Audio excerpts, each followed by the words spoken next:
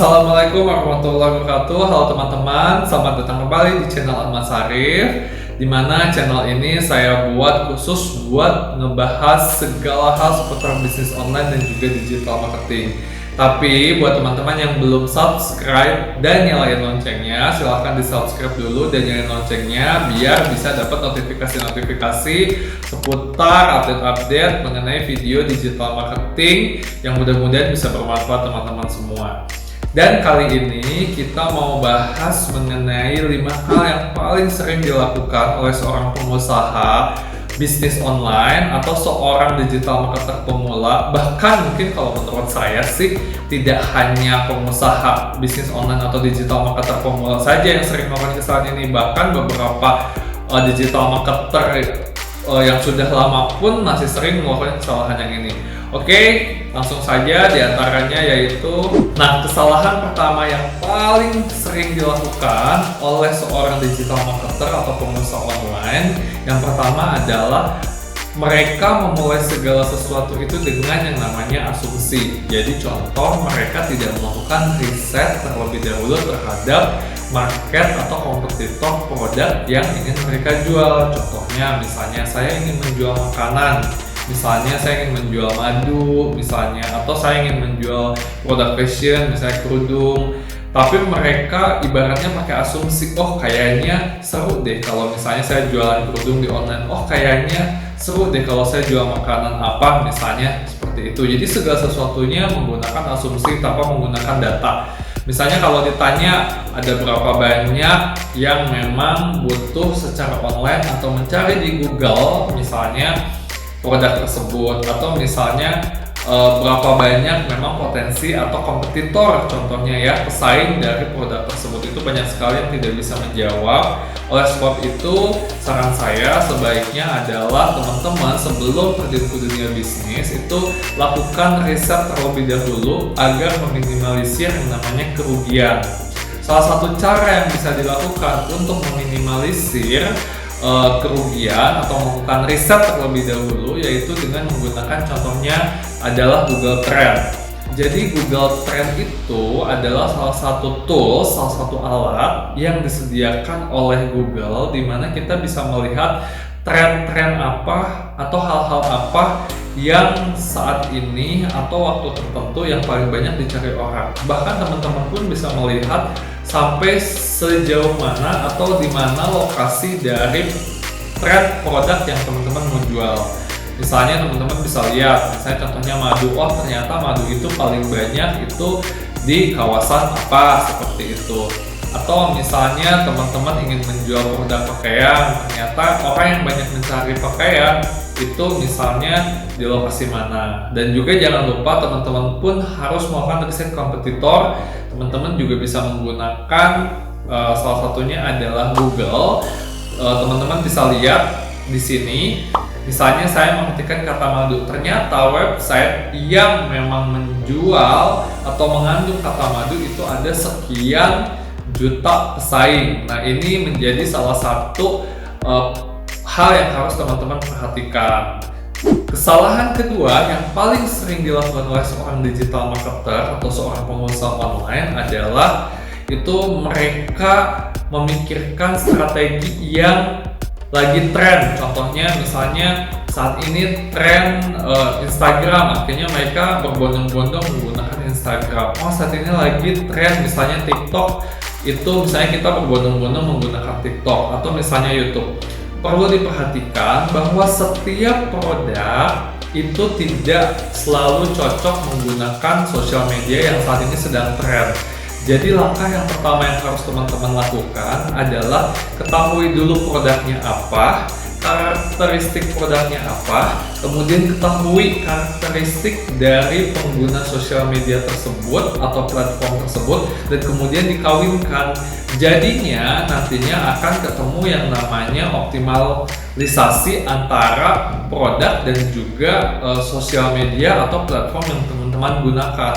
Jadi sekali lagi jangan asal pakai sosial media kalau teman-teman tidak mau rugi secara waktu atau tidak mau rugi secara biaya. Nah, kesalahan ketiga yang paling sering dilakukan oleh seorang pengusaha online adalah mereka tidak pernah melihat atau tidak pernah mengecek, mengevaluasi dari seberapa efektif hasil promosi yang mereka jalankan. Nah, di Google sendiri itu sudah disediakan yang namanya Google Analytics untuk melihat seberapa banyak jumlah traffic atau pengunjung dari website kita. Kalau di sosial media seperti Facebook atau Instagram, itu kita bisa menggunakan yang namanya insight, di mana kita bisa melihat berapa banyak yang like, berapa banyak yang komen, dan juga berapa banyak yang follow dalam jangka waktu tertentu. Disinilah kita harus cek setiap hari untuk bisa mengetahui karakteristik dan juga efektif apa tidaknya strategi promosi yang kita lakukan. Nah, kesalahan keempat yang paling sering dilakukan yaitu tidak pernah mengkonversi atau merubah calon pelanggan yang datang ke website kita atau calon pelanggan yang misalnya datang ke sosial media kita menjadi misalnya database atau big data kita bilangnya. Jadi teman-teman rata-rata promosi setelah itu ditinggal. Nah, saya sarankan teman-teman mungkin bisa melakukan survei misalnya dengan cara misalnya meminta biodata mereka dengan embel-embel misalnya giveaway, misalnya teman-teman sediakan form Google Form, misalnya seperti ini Google Form.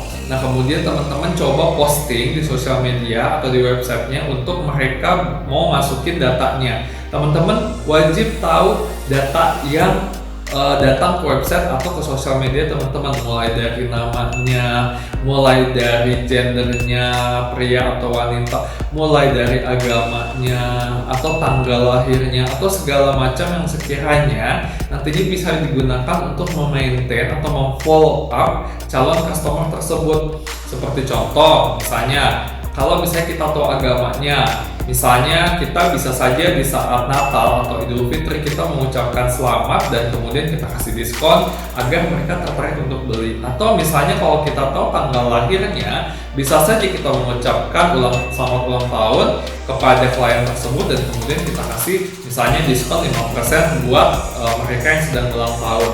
Jadi ketahui karakteristik dan ketahui lebih dalam mengenai calon klien dari bisnis yang teman-teman jalankan.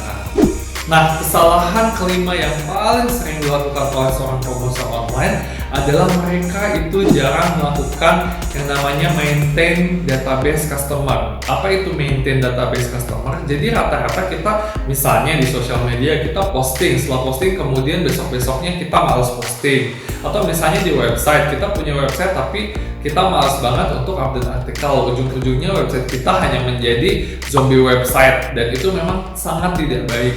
Oleh sebab itu, saya sarankan untuk teman-teman yang masuk atau terjun ke dunia bisnis online itu harus sudah fokus memikirkan kontennya dan pastikan itu dilakukan setiap hari. Misalnya teman-teman bisa masukkan artikel itu setiap hari, cukup satu artikel setiap hari atau cukup satu postingan setiap hari. Dan teman-teman juga misalnya kan kalau sekarang ada WA Story, ada Instagram Story, itu jangan lupa, jangan bosen-bosen untuk selalu melakukan update story. Kenapa? Karena mungkin saat ini pada saat calon customer itu melihat, tapi mungkin saat ini mereka tidak mau beli. Tapi bisa jadi pada saat mereka sudah gajian, kemudian melihat misalnya story-nya teman-teman, melihat postingannya teman-teman, atau melihat update konten artikelnya yang sudah diposting, bisa jadi akhirnya mereka mau beli. Jadi saran saya adalah tetap fokus untuk melakukan update konten atau update postingan. Kenapa? Karena itu bisa mengingatkan mereka kembali untuk membeli brand atau produk dari teman-teman yang sedang ingin dijual. Oke teman-teman, itu tadi 5 kesalahan yang paling sering dilakukan oleh seorang digital marketer atau seorang pengusaha online. Oleh sebab itu, saya sarankan untuk menghindari 5 kesalahan tersebut dan jalankan tips trik yang tadi sudah saya berikan. Semoga teman-teman nantinya bisa efektif, bisa lebih efektif dalam menjalankan digital marketing sehingga tidak banyak ruginya baik itu dari segi waktu, tenaga ataupun biaya. Oke, itu saja tips kali ini dari saya. Jangan lupa buat teman-teman yang belum subscribe dan juga jangan lupa nyalakan loncengnya. Dan buat teman-teman yang ingin bertanya silahkan langsung saja tanyakan di komen di bawah ini. Oke, sampai ketemu di video selanjutnya. Salam.